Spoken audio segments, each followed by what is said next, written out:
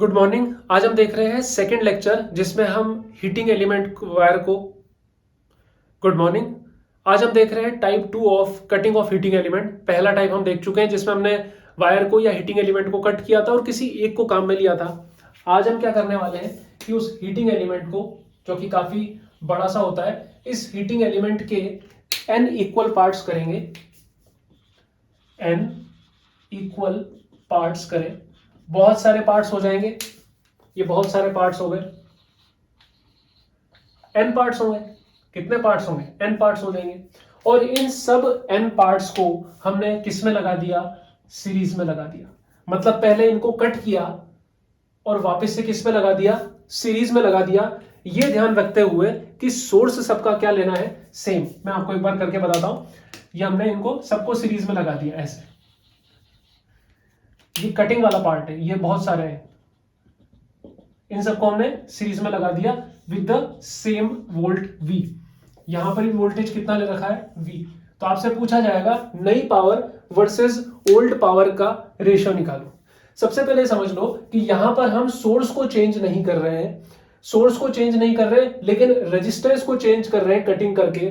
तो जो पावर का फॉर्मूला लगाएंगे P equals to V square by R equals to I square और R इक्वल्स टू VI।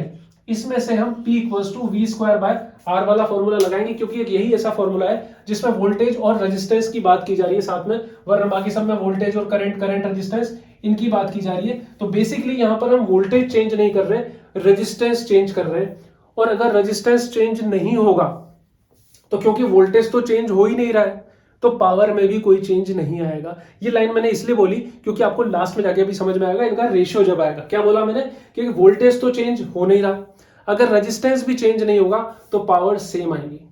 यहां देखो कि इस वायर की जो इनिशियल लेंथ थी, initial length of the wire, initial length थी N, उसकी वजह से मान लो इनिशियल रेजिस्टेंस वो आया मान लो R। ठीक है, अब क्या किया? इस वायर को आपने कट किया, तो फाइनल लेंथ कितनी है? यहां लिख दूं? कहां लिखूं? यहां लिख देता हूं, चलो। फाइनल लेंथ, लेकिन वो इसके लिए लग जाएगा ना, प्रॉब्लम ये है। ऊपर लिखता हूं मैं इसके लिए, यहां पर final length equals to L by N। N हिस्से करे ना, तो फाइनल रेजिस्टेंस कितना हो गया? Final resistance equals to R by N। मतलब अगर इसका रेजिस्टेंस R है तो हर हिस्से का resistance R by N, R by N, R by N ऐसा है। ठीक है, हम पिछले लेक्चर में पढ़ के आए कि अगर इस हर R बाय N वाले को V वोल्ट दिया जाए तो हर किसी की पावर कितनी होगी? रेड पेन कहां गया? हर किसी की पावर कितनी होगी? अगर इसकी पावर P है, अगर इसकी पावर P है, रेजिस्टेंस R पर इसकी पावर P है, तो रेजिस्टेंस R बाय N पर इसकी पावर NP हो जाएगी, इसकी पावर भी NP हो जाएगी, इसकी पावर भी NP हो जाएगी, इसकी पावर भी NP और NP। कैसे पता लगा पा रहा हूं? क्योंकि यहां पर वोल्टेज क्या ले रहा हूं मैं?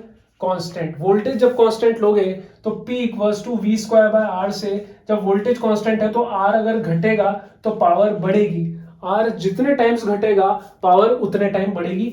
अगर आपको पावर से समझ में नहीं आ रहा तो मैं दूसरे तरीके से बताता हूं, कोई इश्यू वाली बात नहीं है। रेजिस्टेंस से समझ लो।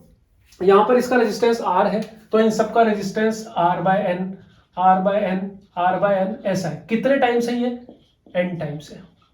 ठीक है, इक्विवेलेंट रेजिस्टेंस कितना होगा? R इक्विवेलेंट सीरीज में अगर आइडेंटिकल रेजिस्टेंसेस हो और हर रेजिस्टेंस की वैल्यू R बाय N है और नंबर ऑफ रेजिस्टेंस N है, तो कितना हो गया? R। क्या रेजिस्टेंस चेंज हुआ क्या? जब रेजिस्टेंस चेंज नहीं हुआ, वोल्टेज चेंज नहीं हुआ, तो इनिशियल पावर फाइनल पावर क्या हो जाएगी? इक्वल।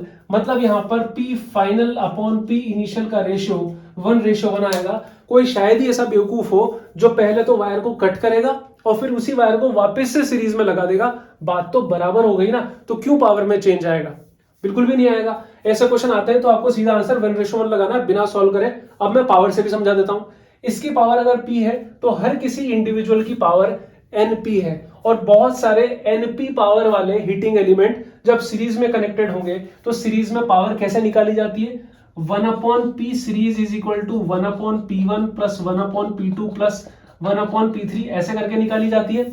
जब सारे हीटिंग एलिमेंट आइडेंटिकल हो, सबकी पावर क्या हो जाएगी, P कितने टाइम, n टाइम्स, तो 1/P सीरीज n/P, यानी कि P series is equal to P/n, और यहाँ P एक्चुअली में कितना है, n टाइम्स ऑफ P, और डिवाइड भी n का हुआ, पावर कितनी आ गई, अगेन P ही आ गई, initial power equals to final power ही आ गई। तो आई होप आपको ये वीडियो समझ में आया होगा। कई बार ऐसे क्वेश्चन आ सकते हैं कि एक हीटिंग एलिमेंट है, वो 9 वोल्ट का है, उसके 3 बराबर हिस्से करे और उन तीनों बराबर हिस्सों को सीरीज में लगा दिया विद द सेम वोल्ट, तो बताओ नई पावर वर्सेस ओल्ड पावर, तो जितने हिस्से कट किए उतने ही वापस लगा दिए, उस हीटिंग एलिमेंट की लेंथ को वापस पहले जैसा कर दिया, मतलब रेजिस्टेंस को वापस पहले जैसा कर दिया, और वोल्टेज तो कांस्टेंट लगा ही रहे हो, तो क्या चेंज आएगा पावर में, कुछ भी नहीं।